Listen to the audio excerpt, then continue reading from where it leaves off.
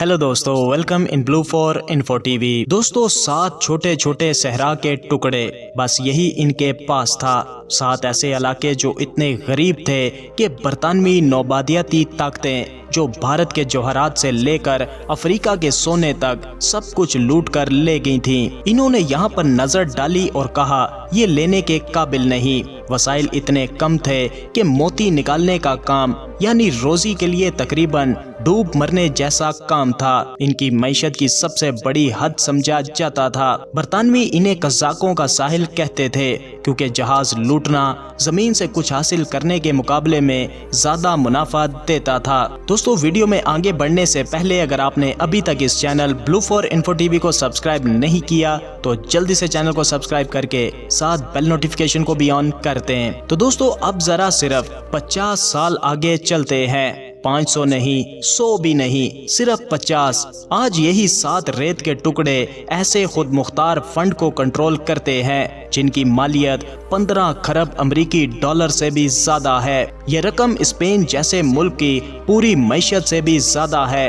यहाँ पुलिस जब्त शुदा गाड़ियों के तौर पर नहीं बल्कि तशहीर के लिए लैम्बोर्गिनी और बुगाटी चलाती हैं। फायर फाइटर्स फलक पोस इमारतों तक पहुंचने के लिए ऊंचाई पर उड़ने वाले जेट पैक इस्तेमाल करते हैं। आधी दुनिया जहां सड़कों के घड़े ठीक करने में लगी है, वहां ये लोग मरीख के लिए एक फर्जी शहर बना रहे हैं। अब वो बात जो दिमाग को घुमा देती है, ये सब इन्होंने ऐसे आबादी के निजाम के साथ किया जो तारीख के खिलाफ जाता है। इस वक्त जब आप देख रहे हैं यहाँ पर रहने वाले 88% लोग शहरी नहीं और ये आम तौर पर वोट भी नहीं दे सकते, मखसूस इलाकों के अलावा जमीन भी नहीं खरीद सकते। अगर इनकी रिहाइश की कफालत खत्म हो जाए तो इन्हें मुल्क बदर कर दिया जाता है। फिर भी इन्हीं आरजी मजदूरों ने जमीन पर सबसे जदीद माशरों में से एक को खड़ा किया है। जरा सोचें, सड़क पर मिलने वाले हर 10 में से तकरीबन 9 लोगों के पास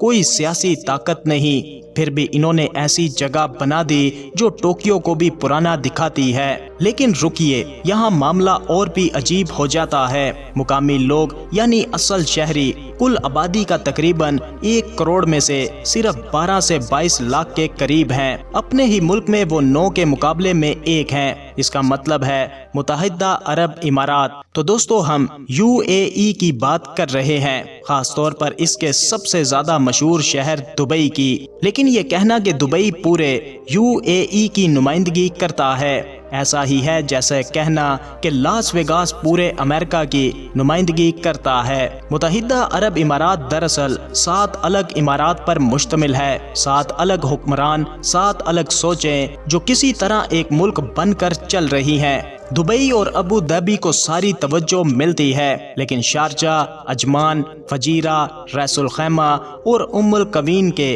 अपने कवानीन और अलग सकाफतें हैं। आप लफ्जी तौर पर 20 मिनट गाड़ी चलाकर जाएं तो शराब एक जगह पर कानूनी है तो दूसरी जगह पर बिल्कुल बैन है। एक रियासत में कुछ जराइम पर सजाए मौत है, लेकिन साथ वाली रियासत में इन्हीं जराइम को कहीं ज्यादा नरमी से देखा जाता है। ये मुल्क दुनिया के सबसे अहम मुकामात में से एक पर वाक़या है। अबनाए हरमस को कंट्रोल करता है जहां से दुनिया का 21% तेल गुजरता है, यानी दुनिया के तेल का 5वां हिस्सा रोजाना इनके साहिल के पास से गुजरता है। लेकिन असल बात यह है कि दुबई, जिसे मुत्तहिदा अरब इमारात समझते हैं, इसके पास तकरीबन तेल बचा ही नहीं है। इनके पास कुछ टेक्सास के फार्म हाउसेस से भी कम तेल है। अबू धाबी के पास मुत्तहिदा अरब इमारात के 90% से ज्यादा तेल के ज़खायर हैं। तो फिर सवाल ये है कि दुबई अरब दौलत का चेहरा कैसे बना? यही वो जगह है जहां बात दिलचस्प हो जाती है।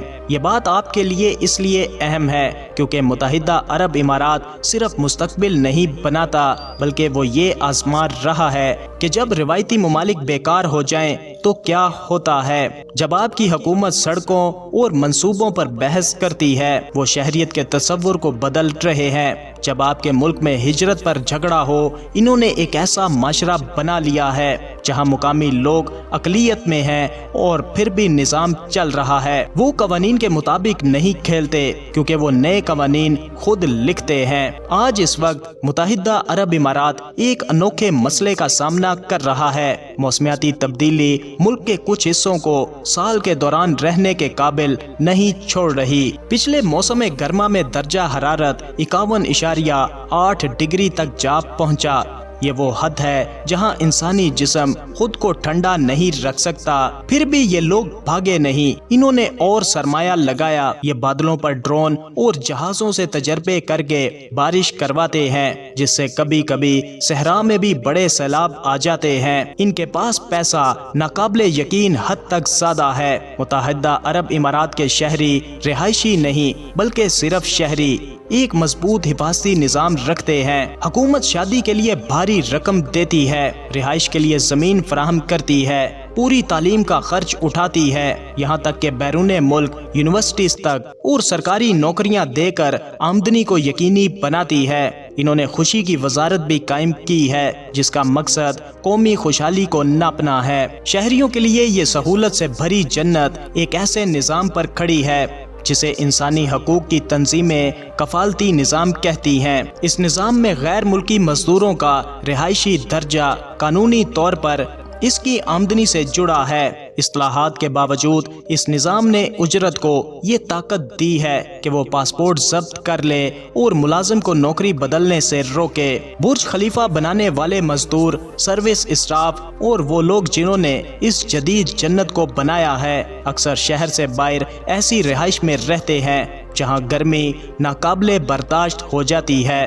دبئی کے سابق حکمران شیخ راشد کا ایک خواب تھا جو اس وقت پاگل پن لگتا تھا۔ انہوں نے کہا تھا کہ میرے دادا اونٹ پر چلتے تھے، میرے والد اونٹ پر، میں مرسڈیز چلاتا ہوں، میرا بیٹا لینڈ روور چلائے گا، لیکن اس کا بیٹا پھر بھی اونٹ پر سوار ہوگا۔ وہ جانتے تھے کہ تیل ہمیشہ نہیں رہے گا، اسی لیے انہوں نے تیل کے دور کے بعد کی تیاری شروع کر دی۔ یہاں خواتین طاقتور سرکاری عہدوں اور فائٹر پائلٹ کی نشستوں پر ہیں، لیکن خاندانی قوانین اب بھی روایتی ہیں۔ ہوٹلوں میں شراب آزاد ہے، لیکن عوامی زندگی میں سخت اسلامی قوانین ہیں۔ مقامی لباس میں مردوں کے لیے سفید کندورہ اور خواتین کے لیے سیاہ عبایا حیثیت کی علامت بن چکا ہے، جو 12% شہریوں کو 88% غیر ملکی مزدوروں سے الگ دکھاتا ہے۔ بعض شکاری اور اونٹوں کی دوڑ جیسے روایتی کھیل اب کروڑوں ڈالر کی صنعتیں ہیں۔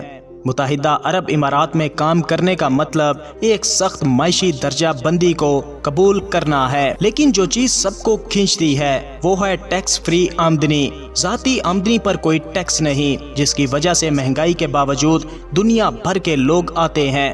دبئی میں امیروں کی تعداد بہت زیادہ ہے۔ متحدہ عرب امارات سب کچھ درآمد کرتا ہے، یہاں تک کہ ریت بھی۔ صحرا کی ریت تعمیر کے قابل نہیں، اس لیے آسٹریلیا جیسے ممالک سے ریت منگوائی جاتی ہے۔ یہ کھجور کے درختوں اور دنیا کے نقشے جیسے شکل کے جزیرے بناتے ہیں۔ پام جمیرہ نے دبئی میں 78 کلومیٹر ساحل کا اضافہ کیا ہے۔ تعلیم میں فرق صاف نظر آتا ہے۔ اماراتی بچوں کو مفت تعلیم اور وظائف ملتے ہیں۔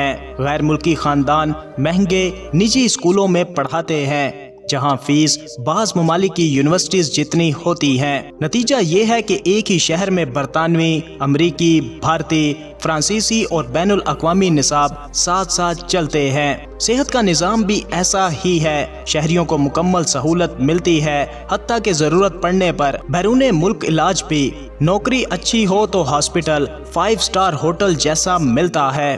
اصل مقابلہ عرب دنیا یا مغرب سے نہیں، یہ پہلے ہی جیت چکے ہیں یا یہ خرید چکے ہیں۔ یہ سنگاپور سے مقابلہ کر رہے ہیں کہ جب قومیں بے معنی ہو جائیں تو عالمی مرکز کون بنے گا۔ یہاں کے حکمرانوں کی حکمت عملی شاندار اور خوفناک ہے، اور یہ خود کو ناگزیر بنا رہے ہیں۔ متحدہ عرب امارات شاید انسانیت کے مستقبل کی ایک جھلک ہے، ایک ایسا معاشرہ جو کمپنی کی طرح چلتا ہے، مؤثر، تیز اور بدلنے کے قابل۔ آخر میں سوال یہ نہیں کہ یہ نظام درست ہے یا نہیں، سوال یہ ہے کیا یہی مستقبل ہے؟ جب لوگ بے گھر ہوں گے اور نوکریاں ختم ہو جائیں گی، کیا ہم سب کسی نہ کسی شکل میں متحدہ عرب امارات جیسے نظام میں نہیں ہوں گے؟ متحدہ عرب امارات میں مستقبل بنانے والے زیادہ تر لوگ کوئی سیاسی آواز نہیں، پھر بھی لوگ یہیں پر رہتے ہیں۔ شاید انسان جمہوریت سے زیادہ خوشحالی کو ترجیح